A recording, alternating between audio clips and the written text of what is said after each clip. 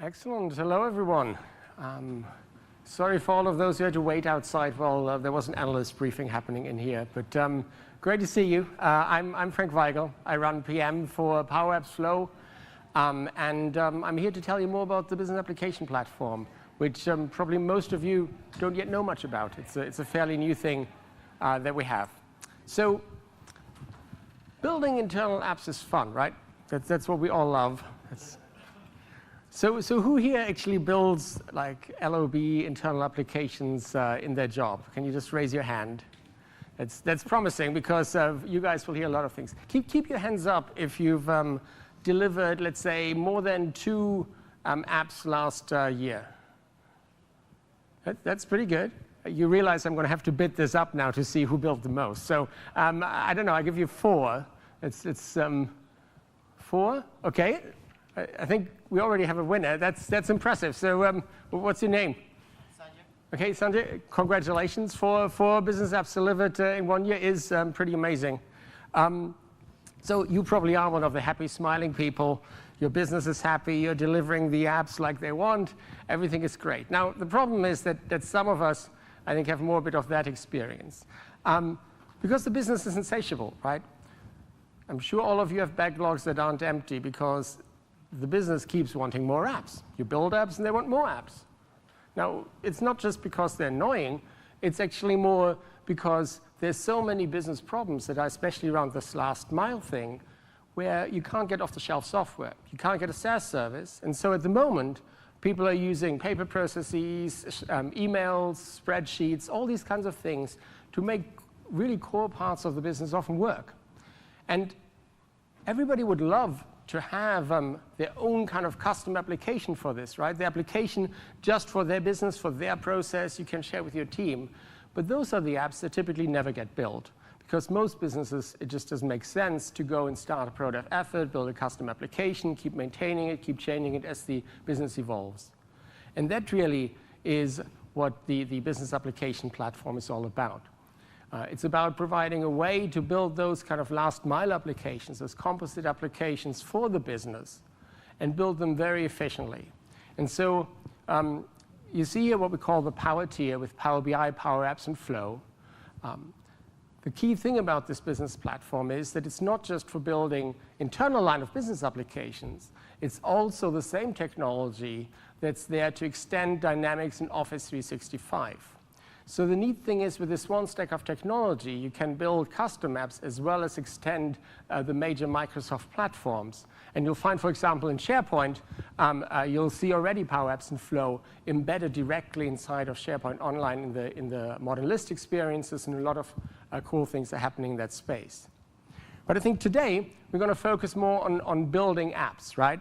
And so in this talk, I'll be focused on those 3 products, PowerApps, Flow, and CDS, the Common Data Service, which are kind of the latest parts that we just launched last year that really bring this platform to building applications. And I know we're here at a Build conference. And by the way, my slides, I think I've got 2 or 3 more slides, and then it's going to be 35 minutes of me building an app for you.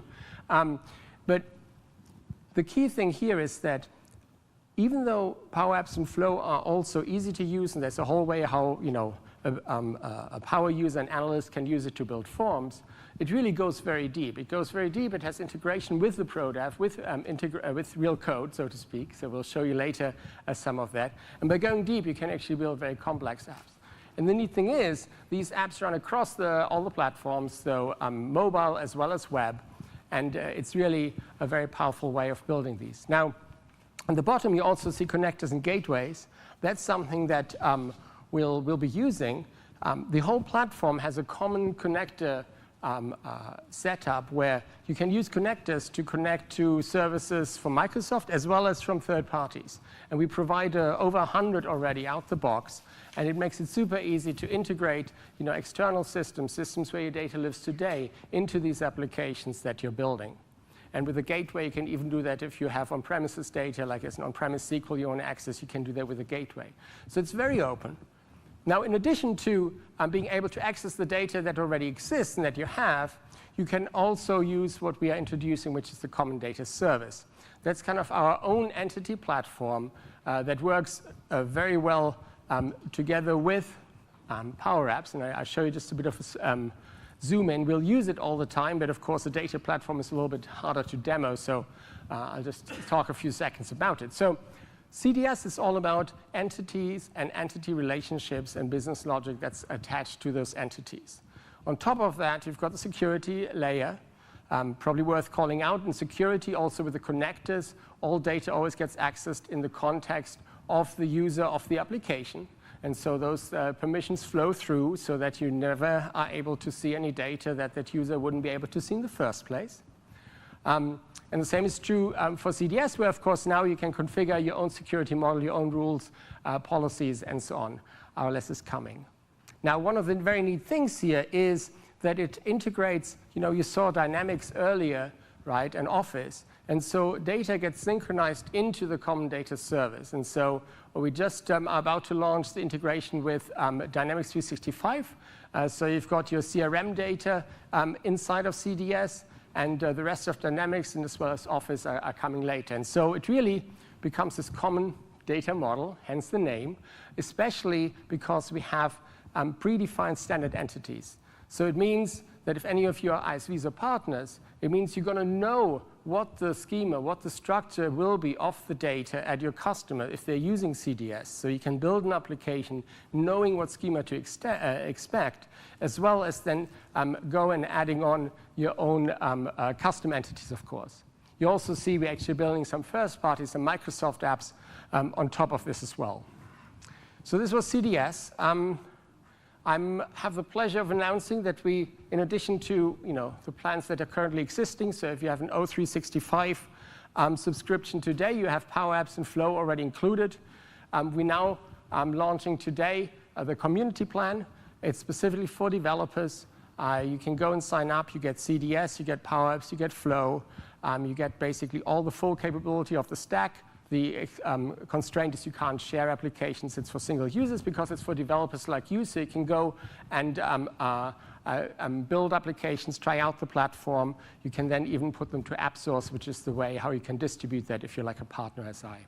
At the bottom is the URL, so go and try it out, sign up today, and then you can try some of the things that we're about to do yourself. Talking about doing something ourselves. So it's a developer conference, and so I figured if I just sit here and show you lots of slides about how awesome a platform is and apps that other people have built, then you're probably going to all be bored, and I think rightly so, because in the end it's built, so let's build something. And so I'm going to try and build a mobile app from scratch in 35 minutes here as part of the demo. It's going to use CDS, going to use Flow and PowerApps, and really give you an example of why we are saying that you are able to deliver production application very fast. Yes, the demo app, you probably want to add a little bit more error handling and other things before you put it in production, don't get me wrong, but still, I like to think in 35 minutes is pretty amazing. So what does the app do? We are here, we've got a booth, we've got lots of swag at the booth, so the scenario I want to explore today is about giving away swag. So you are at the booth, right? You all know this, you always get scanned. And in this case, we were like, well, just scanning and getting it in some list is a bit boring. We want to manage our swag, right? And so we'll make sure that I can scan an attendee.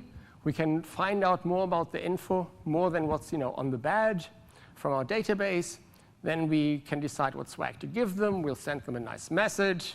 And if our swag at the booth runs out and we are about to have a swag emergency, we can go and order more from the back office. There'll be some approval flow to have a manager say, yes, they are going to get more swag, and then hopefully somebody will come running with more boxes of swag.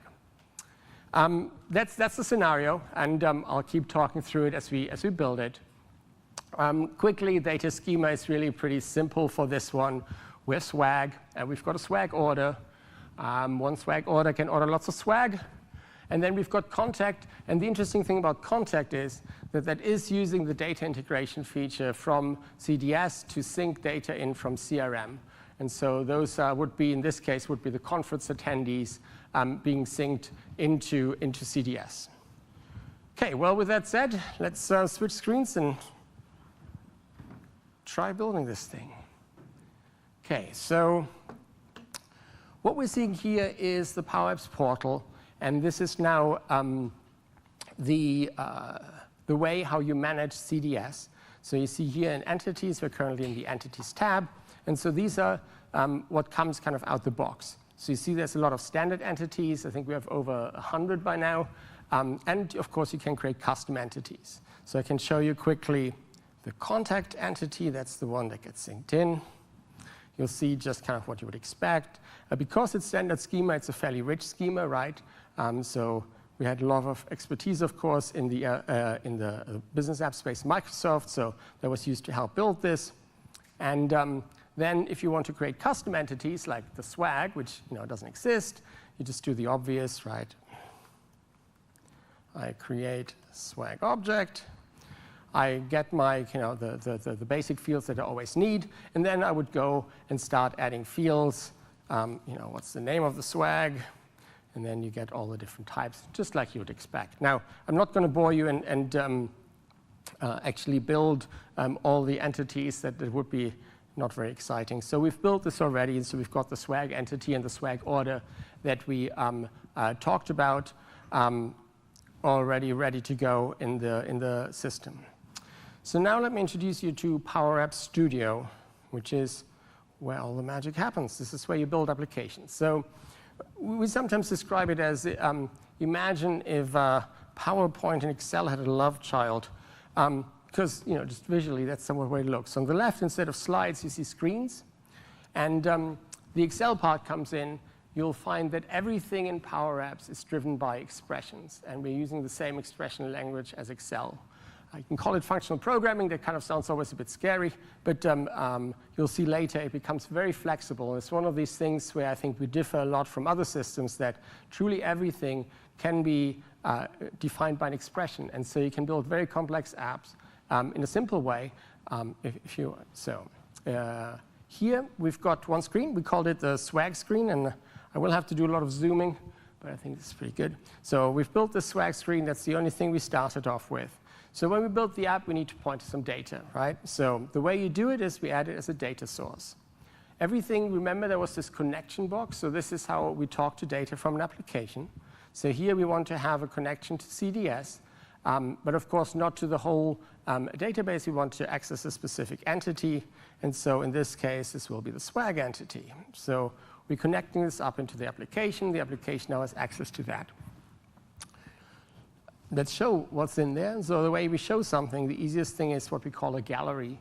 A gallery is just a way of showing you the various items. So we insert a gallery, and we're going to use a blank horizontal one. Make this a little bit pretty. As you saw on the screenshot, there's more things to come, and so I'm trying to not have to resize a lot. So this is now a blank gallery. Not yet that exciting. Before we do anything, though, let's go and rename this, because this is going to become the swag gallery. OK, so we've got the swag gallery. At the moment, nothing is in it, and it's not connected to data. So the first thing we want to do is let's add an image into it. And so I've selected here the template.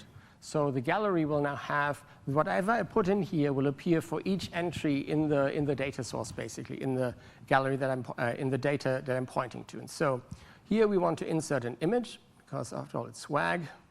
So here. So now you see already this is automatically hooked up to some sample data. You see the two images. I want to, however, only show you one.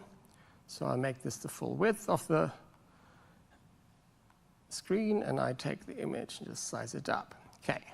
And now for the great moment, the nice thing is all I need to do is take this gallery, and instead of pointing to the sample data it's currently pointing to, I just pointed to the swag object, and now I see the images that get picked up from CDS from that data source. That was pretty easy, I like to think. Now, you don't just have the images, of course. I can simply add other things into this template. So I can take a label. And now this label also refers to the entries in the data source. Now I can use, I can, let me just, here if you look, you have the drop down, so I can see all the fields that I have in the swag entity. And so I would probably want to put that to the name. Now, this is maybe a little bit small. Again, this now gets very intuitive. I can just go and change the font size. Okay, so I've got one field which refers to the name. Let me make a copy of this, and I can refer to the quantity. Okay, now, so you see here, the quantity, well, it's just a number. That's not very exciting, right? Normally, you would put like a label in front. The nice thing here, it's an expression. The expression reads, you see this up here, this item quantity. And so instead of just using that, I can actually build the expression just like I could in Excel and can prefix it with a string, and so make it the available quantity. And then just concatenate it to make it a string. And as you noticed, hopefully, this actually changed as I was typing. So the whole thing about PowerApps is that you don't have like a save, compile, preview step. Everything you do happens live in the application as you're building it, which makes it very nice and intuitive because you see what's happening. It's directly rendered as it's executing because the app is actually executing underneath there. And so that's, I think, part of where it stands out and what makes it so easy to build applications because, you see what happens. Oh, it doesn't look quite right. Maybe I want to make this text a little bit smaller. Well, you can just go and just make it smaller because you saw what it looks like. Okay, so we have this. This is great. You see right now I have a scroll bar. That's probably not how I want to go through my data. So once I've got the gallery selected, you see here I get the gallery tab for context, and I disable the scroll bar. Instead, I want to show some navigation items. And you see I've got these nice chevrons here now. So now I could go and quickly look through the boxes to decide what's swag. Excellent. So we're able to figure out what's swag.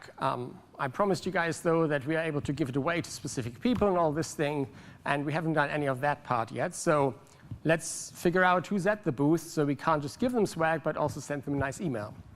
So in order to do this, let's build another screen that will recognize the people. So we add another screen.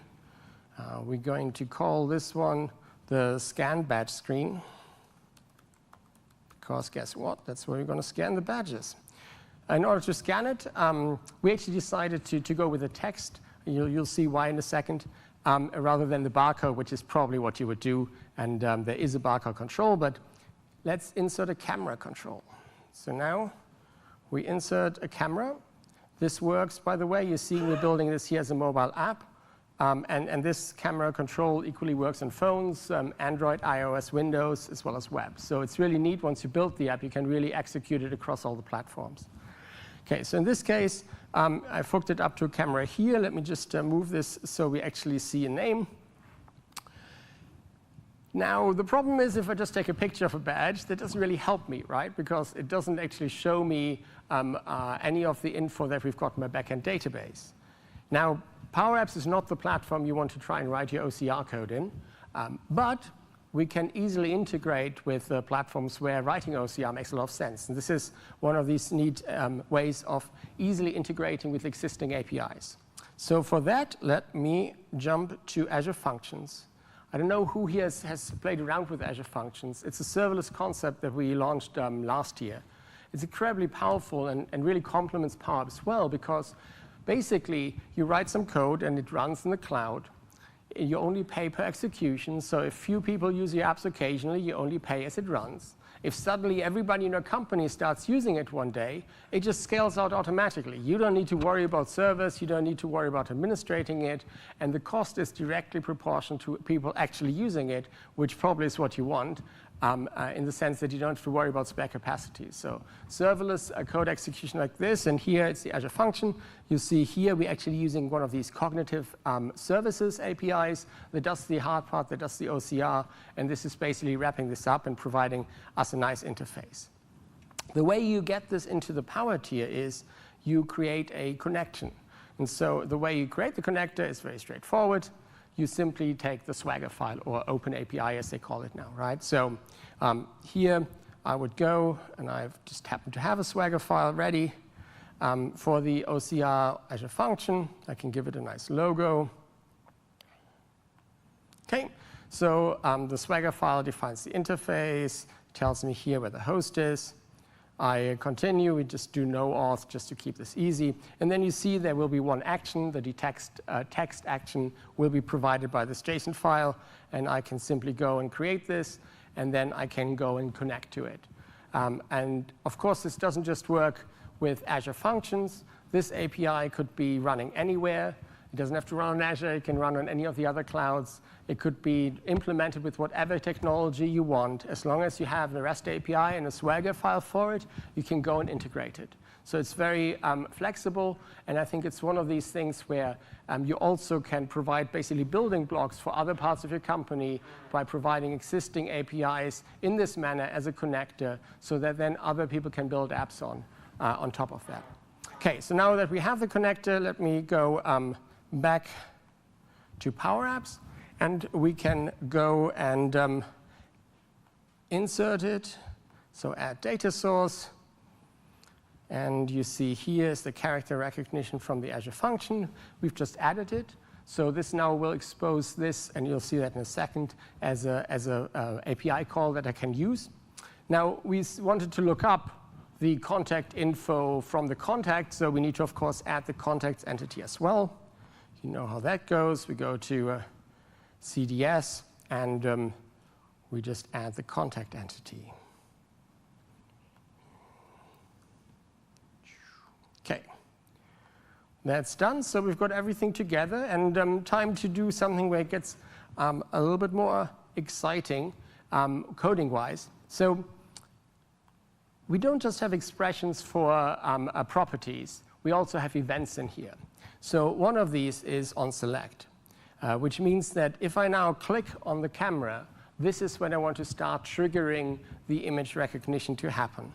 And so let me just go and put this in here. I'll zoom in so everybody can read this a bit better.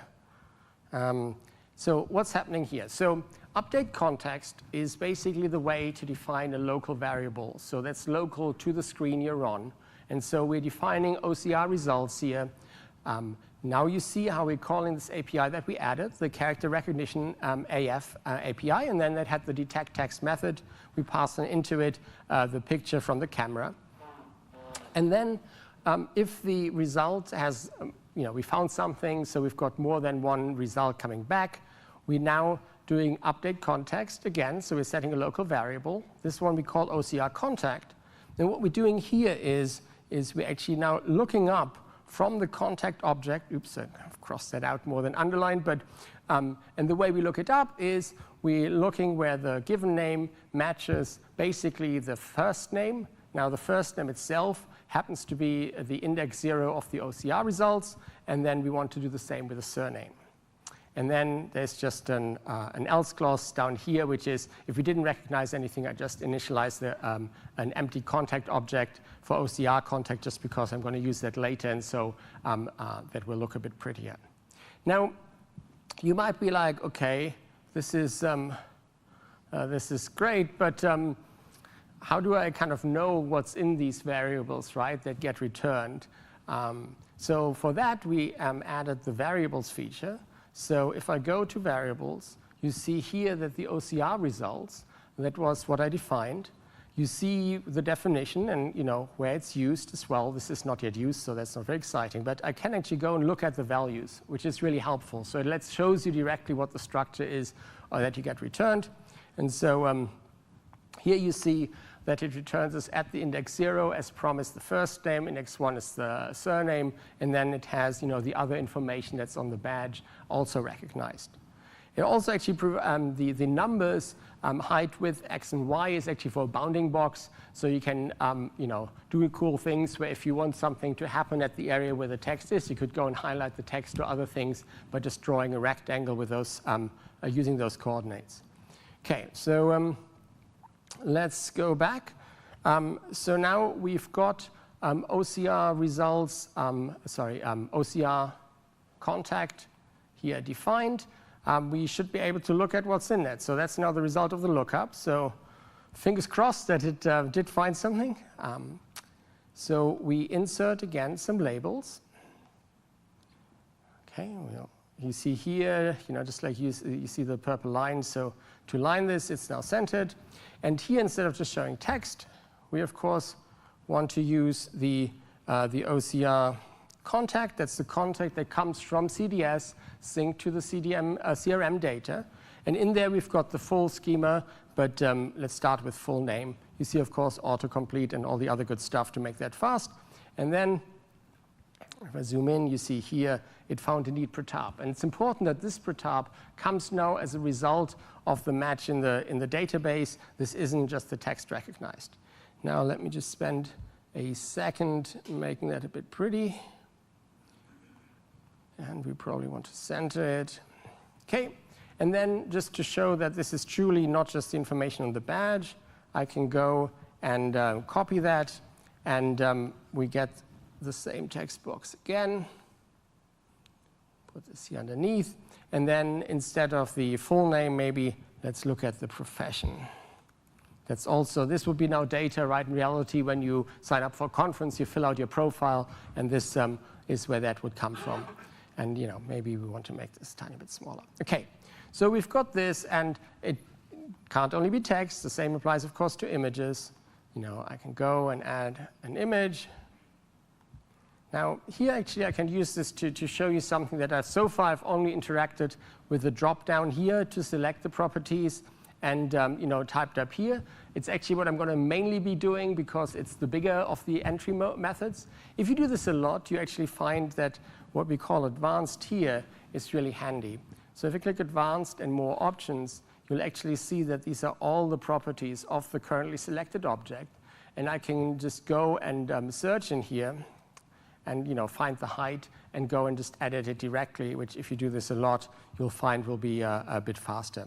So I'm just going to use this now to make this a square image, to select height and width. Look at spell width, there we go.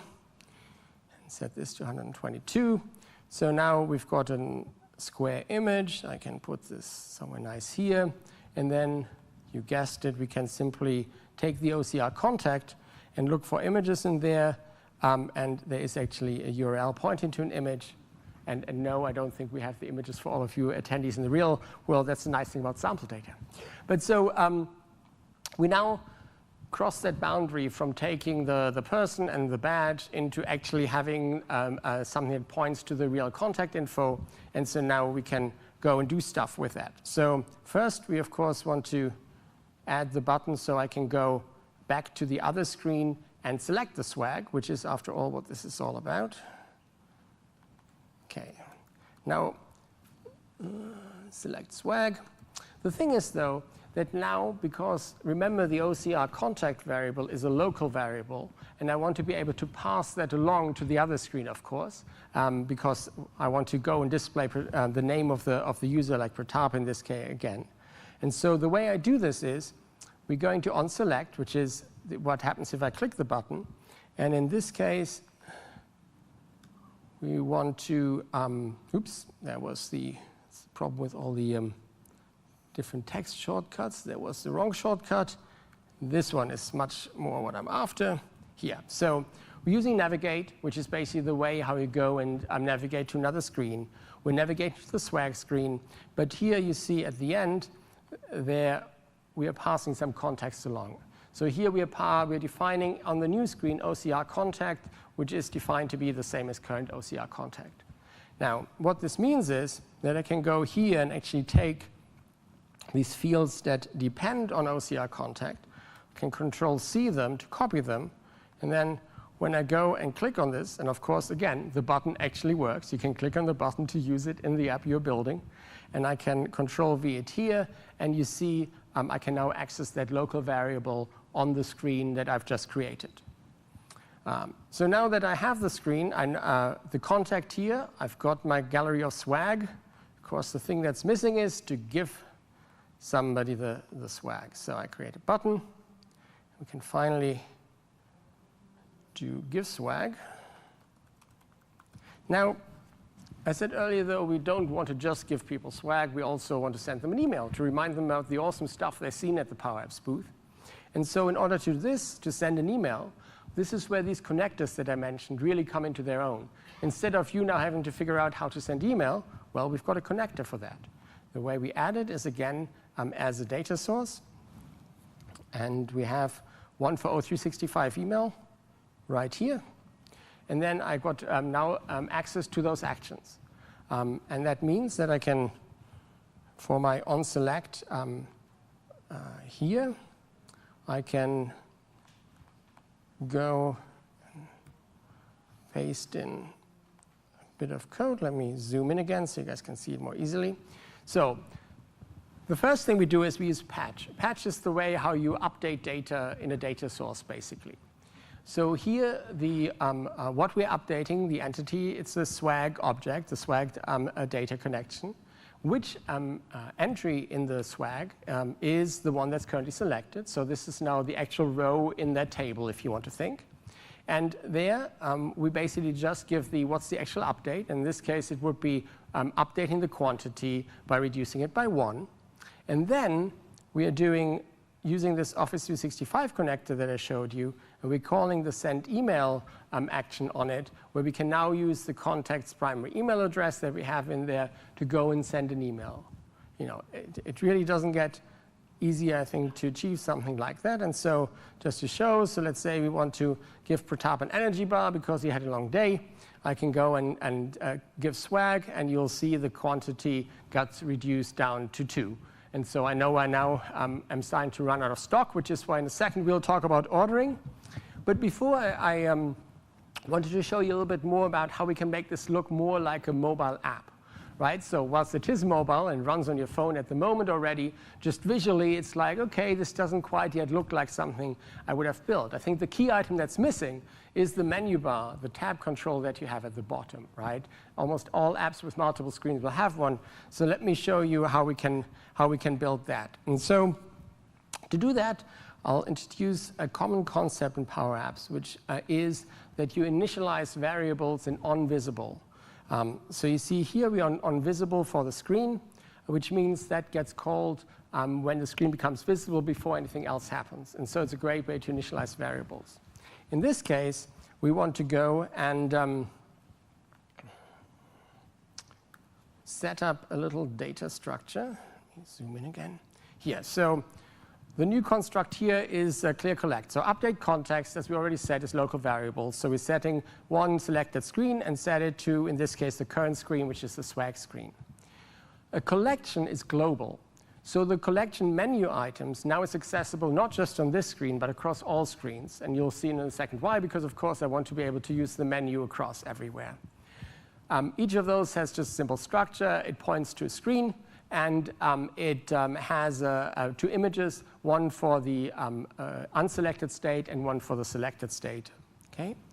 So now, one thing, because it is an onVisible, and this app actually runs, and the screen was already visible, I actually need to go back to another screen to actually trigger it so that I've got these variables set up. So let me just do that. Luckily, I can change screens on the left. And so now we've triggered it, and we've got the menu item set up. The way we're going to build the menu is actually as a gallery. Galleries, sometimes I think the name is really too, I think sets the wrong expectations. Really, it's a universal way of displaying data where there's more than an individual item, a collection of items. You can even nest those, by the way. There's cool things if you start having horizontal and vertical galleries all combined. Amazing things are done. So we've got this gallery. Let's rename it. That's another thing that I can only recommend. It's easy to click, and add stuff, and then very soon you've got lots of images 4s and galleries 3s, and it gets very confusing. So that's a good practice. And so we're going to call this the tab control. Okay, so we've got a tab control gallery. We want to go and, of course, add an item in there, the picture, right? We want to have the picture of the screen. So insert image. So you see the usual, we've got the images nicely here. Now, this time, we want to actually have the image fill the entire screen, though, because ultimately, right, we don't want to have any gaps. So we've got a gallery. We've got an image in it. All we need to do is to point it to the menu items data structure. And you see we're now seeing a gallery with 2 things. Now, it's not quite a menu. We need to still do a little bit more work. So the first thing is I really want to make sure that as we add screens to this and we don't need to manually redrag like the width of things. That gets kind of old soon, right? Again, everything is an expression. So I can actually go, and if I select the gallery, I can look here at the template size. So that's the width of one of these entries, right? They're all the same width. And instead of letting PowerApps calculate this, we actually can go and do a little calculation. So let me zoom in. For some reason, the screen zoom doesn't let me zoom into the right. I don't know why. But you see here, we're taking the width of the tab control, and then we're counting the rows, the number of entries basically into menu items, and we just divide that. Now, we don't just want to do this for the gallery. We actually want to do the same thing for that image that we added, right? So for image, and I can do this here so you guys can see it a little bit better. There's the width of the image. Right now, it's just fixed. Instead, we want to do the same thing. Here, I can zoom in. So we're tab control width, so the width of the gallery divided by the number of menu items. OK, so we now have this. This will scale. Let's take care of some of the visual things. So I don't want a scroll bar, obviously. I select the gallery, go to the gallery properties. I disable the scroll bar. And we also have padding. And I want to take the padding down to 0 to make sure we get rid here of all of the items. Let me scan this a little bit down. Starts to look much more, right, like it would actually be a menu. Now, at the moment, the problem is I don't actually see which screen I'm on, right, because you just show me two pictures and they look alike, so I have no clue where I am. That's not a great menu, so we can change that. The way we do, we look at the image, and we want to change which image is being displayed, right? So let me select the image. Instead of just always showing this image icon, we actually want to be a bit more selective. Basically, if the screen that this icon points to is the selected screen, then we want to show the selected icon. Otherwise, we show the regular icon. And again, it's kind of like, I can't kind of get enough of this. It's kind of neat. I added the expression. It, of course, gets evaluated straight away. And you see I'm on the swag list screen. And so the swag list screen is the one that's now highlighted. And so you see where you are. The last thing that's missing right now, I can click on this and nothing happens because we haven't defined any actions to happen. And so if I go and do the onSelect,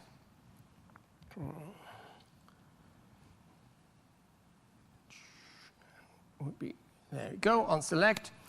We now, of course, want to navigate. So if I click something in the menu, I want to navigate. And I want to navigate to this item. So that's the currently selected item in the gallery and the screen that it defines. And then we want to do a fade on this. And that's that. And so now you see I'm currently on the swag list screen. Nothing happens if I click here. If I click on the scan badge screen, it goes and takes me to the scan badge screen. Now, I'm not going to add the menu here. I'm going to add it to a new screen just for time reason. But you could see how I can go and do this. Actually, you'll see it because I added to another screen, to a third screen in a second. Cool. But so that's how easy it is to build a menu that I like to think looks pretty good. And you see it was really, it's driven by the data. So as I'll add more, that will just work out the box. So now, the last thing that we have, right, you see like we're starting to run low on swag. I don't have a lot of energy bars, for example, anymore. So I want to order. So we'll add another screen. I'm going to, again, rename this. And we call this one the order screen. Okay. So let's first deal with the menu. So you saw how we have to define the selected screen. So we'll do the same for this screen. So if I'm going on this screen, we'll just set the selected screen to the order screen because that's where I currently am. That's pretty straightforward. The next thing we need to do is update that menu items data structure, right? We had defined the screens in there. And of course, at this point, we haven't got the last screen in there. So I go to my onVisible and just going to add the order screen. So you see, same thing. I added the order screen, and it has the two icons. Now, I added it, and nothing is happening. What's wrong? Well, nothing is wrong. This is the thing about where with onVisible, it's sometimes tricky because it hasn't been triggered yet. I updated it whilst on the screen, so I need to go back I need to go and re-trigger it, and you see it added the third item into the menu now. And of course, once you have this, the way you navigate through the app, you will make sure that this is always selected, or that it will always have gotten triggered anyway as you start the app. So now I've got my inventory screen. I can select the gallery, Control-C. If I click on inventory, you see it takes me to that new screen I added, and I can simply add the whole menu control in here, and it highlights automatically inventory. So it's really, as the app is running, you see what's happening, and you see whether things worked, which is really neat, right? You try something, and you see straight away, does it have the effect that you thought? Now, we need to order swag, so I need to tell how much of each. Instead of building a gallery again that points to swag, we already have one of those. So let me go back to the swag list. And I can actually go and select this gallery, Control-C. I go to the inventory screen, and I can copy it in here.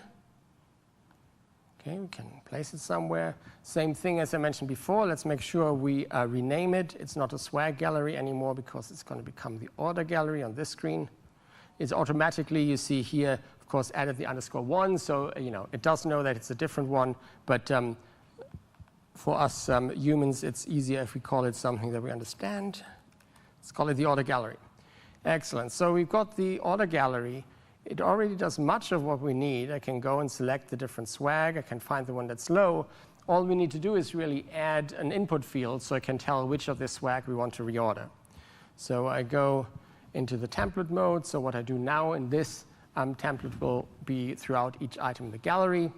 And we insert, this time not a label, but a text input. I go and just drag this, make this look a little bit good. Okay, of course, we don't really want to say text input. We want to probably have 0 as the default value. And then let's just quickly go and center that. And then again, let's give it a name so that when we use it later in formulas, it's a bit clearer. So the quantity text input seems like an obvious choice. Okay, so we've got a gallery. You see this appears on all the items now, and it's not one overlay. It's literally like each item has this text box, and so I can, for example, get more energy bars, except for how do I order them? So clearly we need to do some more action. So we want to order swag. You guess what? I need to add the last entity, the swag order, because that's what we want to create to trigger off that process. And this will be then pointing to flow, which is where the whole approval starts. Okay, so we do data source, and this swag order was one of the entities that we had created, one of the custom entities.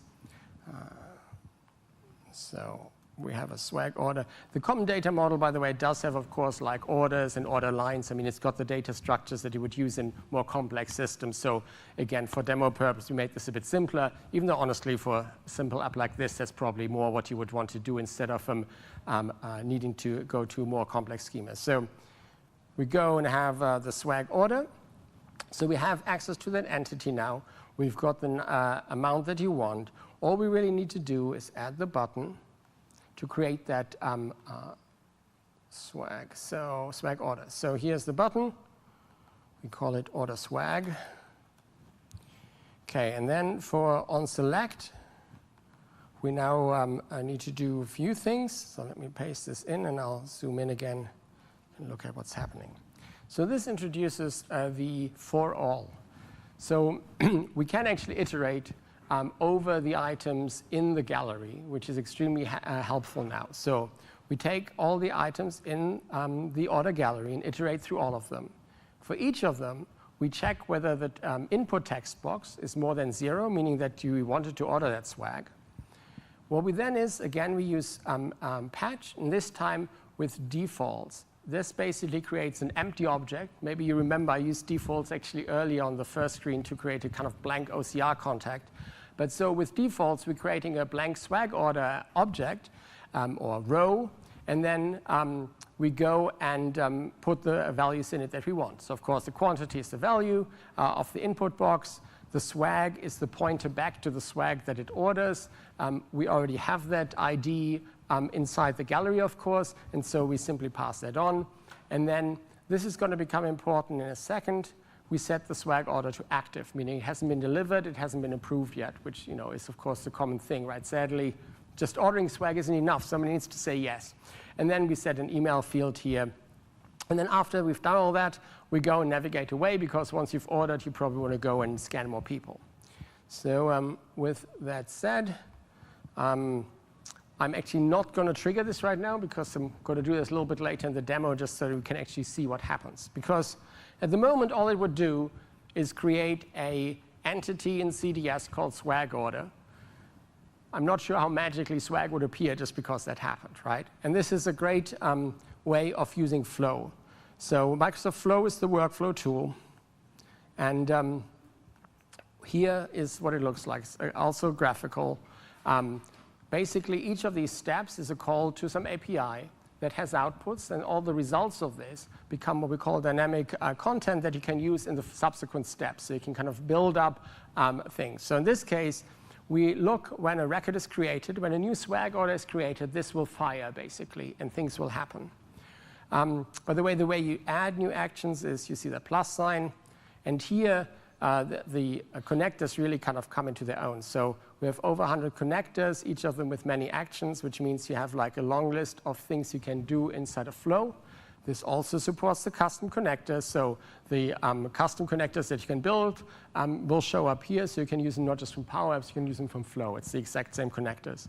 So again, this is a first party and third party. So you can really, it's a wide range of systems that makes it very easy to integrate with. You don't have to worry about the interfaces. So then we're actually looking up the swag object itself. And then we're doing something which takes advantage of the Microsoft Graph again. In this case, it's the get manager call. So we had the booth owner email was one of the fields we set in the swag order. We're now actually looking up who is the manager of that person, and then send an approval email to that. So you see here the email field comes from dynamic content, which has the results of all previous steps. In this case, get manager gives us an email address of the manager. And so it does that, and then the manager, it sends us what it wants to order. And then if the manager approves it, we update the record and set the status to confirmed. And we send a mobile notification so that the person who would deliver the swag would actually go and get notified in the Flow app and could go and deliver it. OK, now the neat thing is we can switch this live. So I can do update Flow.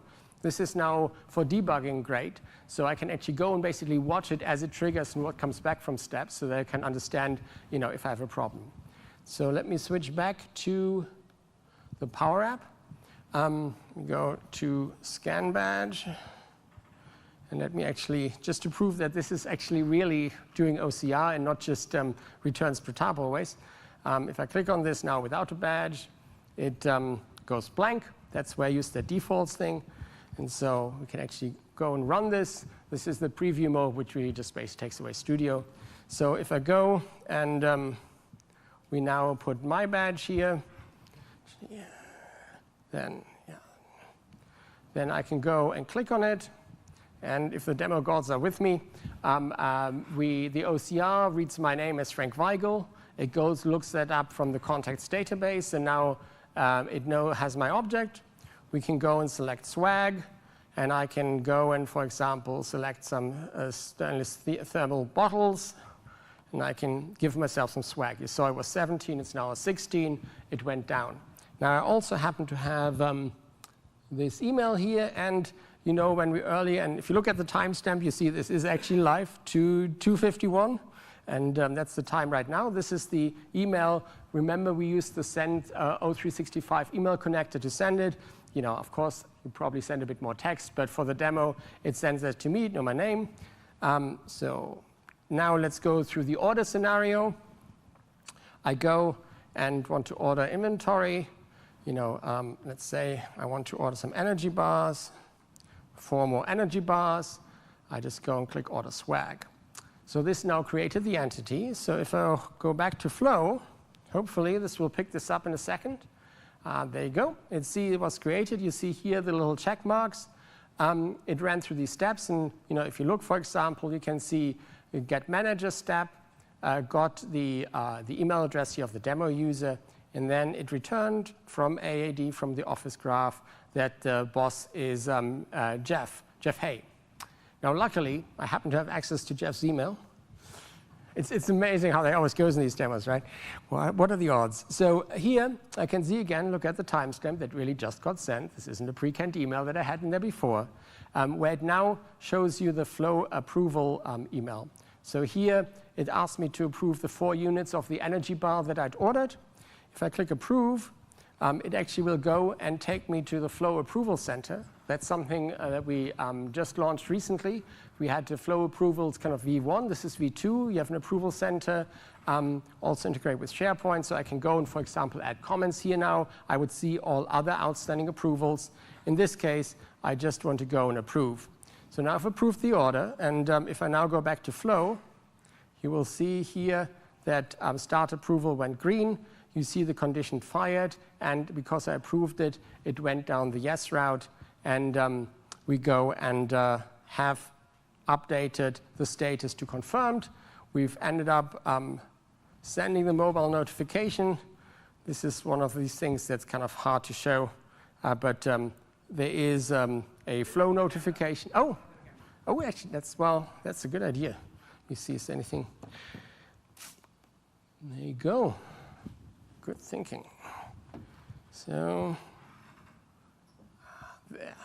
Okay, well, you see, swag order has been approved for PowerApps Booth. So, if I'm running around on the show floor, I would now go and select, click on this, which will bring me to what exactly was ordered, and I can go and take it.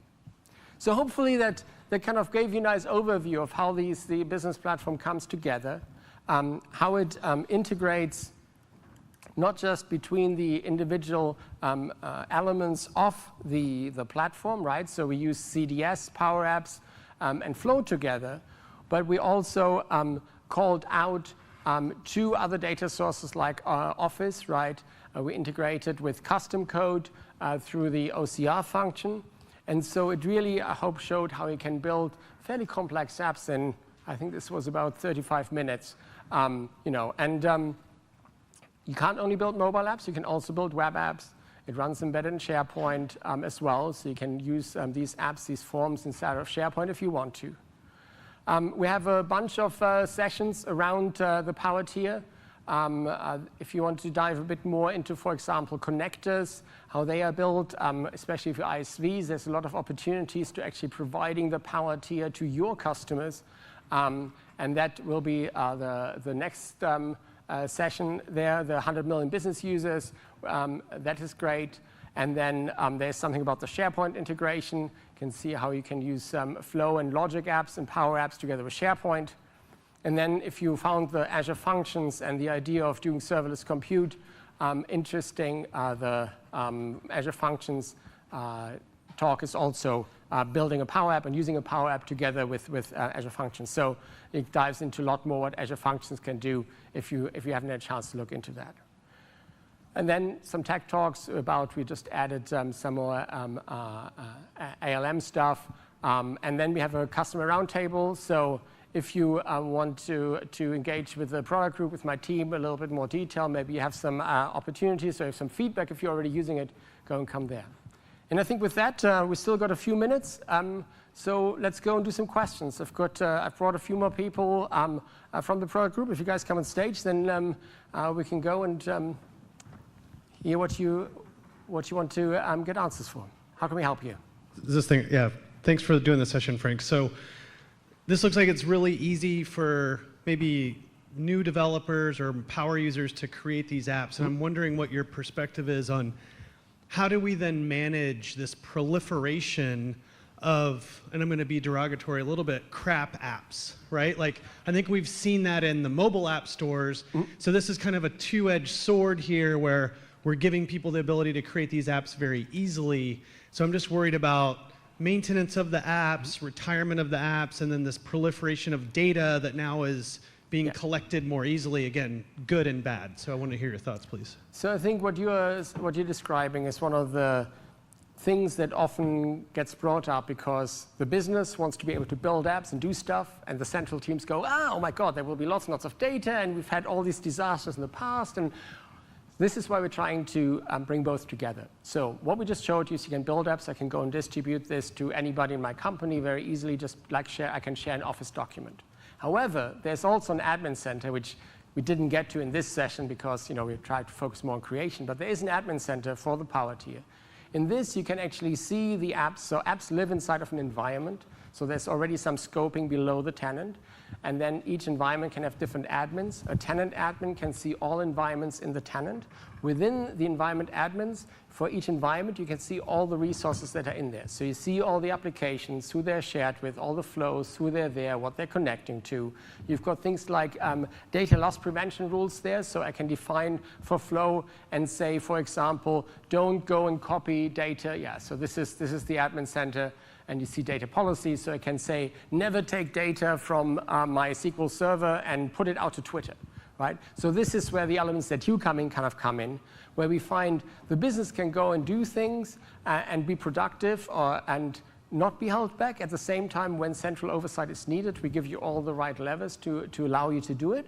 And this is where I think often the central groups providing, for example, connectors, building blocks, so you have a structured way of accessing existing interfaces, existing data, so people don't just go and make a copy of an Excel sheet and use it, but instead they access the central reference data. You provide a connector, the ID and identity flows, so it gets access with the privileges of the actual user. Everything is good, but you can centrally manage the data, connections, and so on, and provide these building blocks to enable the business. Okay, cool, thanks. Cool, you're welcome. Just to add to that as well, Yeah. absolutely. There's an app. Here, sorry, we've got some microphones. Hopefully, you just need to talk. Is that? Oh, Yeah. hey, it just works. Imagine that. So there's absolutely an application layer and a management experience around the different apps and the proliferation of apps. One of the other things as well is using the common data service. Going back to that diagram Frank had a bit ago, you can secure the data as well. So the data policies here define what data you might be able to move from SQL Server to another source. But in the common data service itself, we're previewing, for example, record level security and such. So even if there's a proliferation of applications, you can still guarantee the access to the data, the creation of data, the modification of data can be controlled centrally. Yes. So you have a couple different levels at which you can decide as a centralized IT department what the right controls are. Okay, cool. Is another question? Very impressive demo. I think I tried one of these once before, and I had 4 people on stage, and we did it in an hour, so very impressive doing it one person in 35 minutes. The connectors I thought were pretty cool and about pulling in data from other systems. Yeah. Is there a similar concept for UI controls? Not yet. Not yet, okay. So at the moment, we provide controls out the box. It's all the controls. Extensibility for that is coming. It's on the roadmap so that you can also build central controls that are specific maybe to your company. Eventually, and I'm not saying when, but down the road, we'll probably have a way for ISVs or partners also to build controls that are maybe connected with together with a connector, so you can really start providing elements that you can place on here in a Power App that use the custom UI experience to your company, to an ISV, and so on. Cool, thanks. But at the moment, you can, from the primitives we have, you literally can build any UI you want. So, we have things like PDF readers. I think I'm asking about what you were just describing. Cool. Yep. There's a question over there? Yeah, thanks for the demo. I'm wondering about more desktop-focused experiences with PowerApps. I know I kind of dabbled in a little bit, and it seemed very mobile-focused. Is there anything in the roadmap to kind of expand what that UI that you can present to the user? So you're right that the heritage of the technology comes from building mobile apps, and so we have the mobile phone factor and the tablet factor. The tablet form factor is kind of what you use to build web apps. We have some great examples how you can build desktop apps that truly look like desktop apps in that way. But I would agree it's not yet as simple. Not all controls behave in a way that how you would want them to behave for a desktop app. And so yes, so improving that is something that's happening. I think at the moment, we see a bunch of them being deployed already. And the embedded use cases, of course, make that also a little bit less where, if you have it in SharePoint, you typically have a different form factor than the full screen. Right. Thanks. You're welcome. Cool. Any more questions? One more. Do you have any plans for adding more offline functionality? That's almost rehearsed. So we just literally last week had the blog about we have the first wave of offline capabilities we just added. It basically lets you save data locally and load it. And so, of course, to have started the app at some point, you have downloaded it on your mobile device. Obviously, we can't do that without connections. But now you can go and have an app, and as you use it, it will persist data locally. I can go offline and keep using the app, and then when it connects, you get an event. There's a great blog, actually, where Carlos talks about building a Twitter app, for example. I can go and write tweets. I'm offline. I come back online. The tweets will get sent. The next stage will be around data, so that we build like a data cache for you, for example, from CDS, but that's still a little bit further out. That's awesome to hear. What about the limitations or the storage limit I can use? Because I know there are different devices with different storage capabilities. So, for example, if I have a phone with 8 GB RAM and a phone with 16 GB or whatever, so do you have any limitations for caching data? I actually don't know. So when you cache data, it goes onto your device's local storage. You're absolutely right. So if you start saving data locally, then you would be limited by whatever your device's limits. But do we have a max size? I don't know either. We'll get back to you. I'm with Darshan. I don't think we have one, but I'm not sure like whether we do. So maybe it's a few gigs. I don't know. Okay, great. Okay, great. And I have a last question. How is it with external users? I mean, is there a workaround for that? So at the moment, what you're referring to is PowerApps. You need to log in with AAD credentials, which means it's really for internal apps. That's the scenario we're focused on. We keep hearing demands for letting your customers access it as well. I mean, in general, I think the technology, we're not focused on building consumer-grade apps that you put in the App Store. For that, there's lots of great tools. Xamarin is great technology for that. This really is focused on line of business apps. But even there, like, suppliers and other cases, they're good cases where you want people who are not part of your AAD tenant access it. We're looking at solutions. It's not nothing we can talk about, but we know that's the scenario that a lot of users would want. Okay, good. Thanks. Cool. Thank you. Hi. Hi. So where is this data stored, the common data service that you have? So what's backing it? Because in the model, I saw you use auto number, for example, right? And also I saw how these apps can be offered up on App Source at some point in time, right? Yep. So those two cannot, I mean, it's not jiving, right? I mean, scale, and then, I mean, so CDS is be built on top of Azure. It's built on a lot of the technology that we've developed for the ERP step. So Jono is actually the GPM for CDS, so he can expand a little bit on how it will scale and how it does scale and how it is reliable. Yeah, absolutely. So the Common Data Service, as Frank just mentioned, is built on Azure technologies, a combination of Azure SQL, there's some blob store in there, DocDB. It's transparent to you, right? As an application, you access the data model, the entities, as you saw in the ERD up there. So we do have support for auto number, address, person, users, groups, all that stuff. So that's the Common Data Service, and you're simply accessing. PowerApps and Flow access by what we call a connector. That's how it knows to interact. Actually, at 5 o'clock, the other session that Frank mentioned, we'll talk about the SDK approach, where we have an SDK for a pro dev to access. But in this case, CDS offers that, and it's fully scalable. We are global scale, the same way that Azure is. Yeah, just a final question there. Because he was, when he was building the app, he was reducing the quantity, right? Say, for example, if 2-person have, the classic problem, right? I was wondering when somebody was going to call me out on that. It wasn't concurrency safe what I built there. So in reality, you would probably trigger a stored proc or use an Azure function to go and actually decrement the thing, because if you have multiple users, yes, I read it once and then somebody else reads it. I know. That was more to make the demo easy, the way I just read the quantity and decrement it and then store it back. I wouldn't do that in an app that I expect multiple users to use. But that's not a limitation of the platform. That's just a limitation of me trying to build this in 35 minutes and trying to introduce all people to technology. So maybe one thing to add about why you can really trust CDS and why it's scalable, we're using it for Microsoft applications. So some of the applications I think we have already announced Yeah, publicly. last Wednesday, actually, yeah. At Okay. the Business Forward event, Satya announced a suite of applications across talent engagement as well as workforce management. Those apps are built in the common data service, the same common data service that the applications were here. And Darshan also mentioned a great thing here. We have a global scale. We're in all the same regions that Azure is in, right? So from the point of view of a customer, my data can live where I need it to live, where my tenancy lives. The same true for environments. So when you create That's right. these environments I mentioned, you create them actually in the region. So we're going to be in the sovereign clouds and all these things. So yes, we are building it on a global scale to make sure it's true, there for real business apps. So the limitation is just the way you build the application, not the common Correct. data service. It's Correct. not the fault It's of the service, it's just me keeping it simple for demos. Yeah, it's a fully extensible data platform for you, so you can shape it to be whatever you need. Yeah, at 5 o'clock at the session, B8120, we will talk about the SDK, extensibility, Azure Functions a bit as well, actually, in there, and AppSource. You mentioned AppSource, so 5 o'clock. I think it's in this room. Is it in this room? It's in Toma 5, so that room. We'll talk about all those things. Cool. Sure, thank you. Thank You're you. welcome. Maybe one last question, and then you can find us also at the booth. Hello. But go ahead. We use in our integrations Microsoft Flow, and my question is why not SSIS, or what's the difference between them? Because it's a little bit redundant.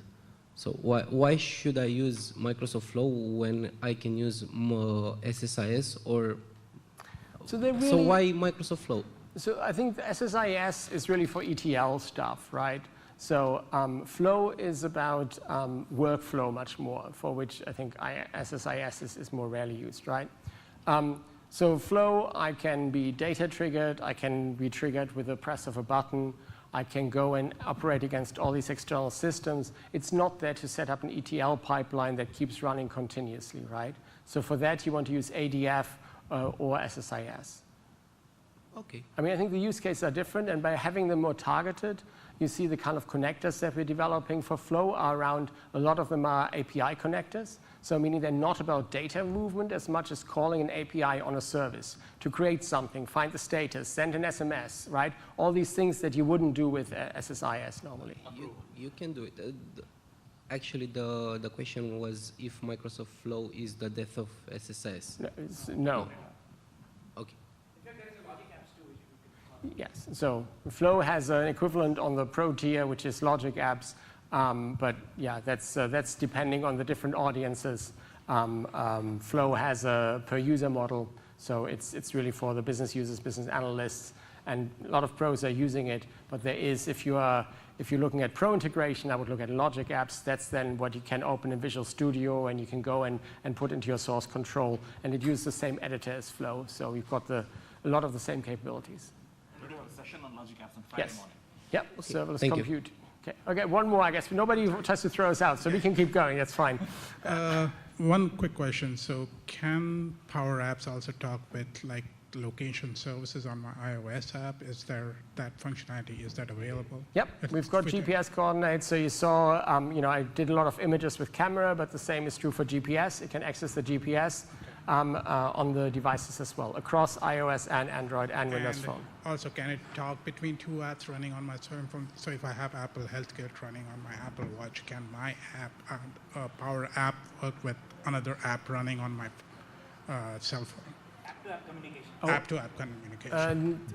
We do have no, I don't think we have that. We have a launch function which lets you launch a URL or a different app from within a PowerApps. Okay. So what people have, some of our users have done is that, hey, if you have an address, for example, right, you launch your Maps app so that it launches either whatever your mapping tool, it's Google Maps or iOS Maps, the native maps on your phone, with that address fed in so that you can straight away get directions to that address and so on.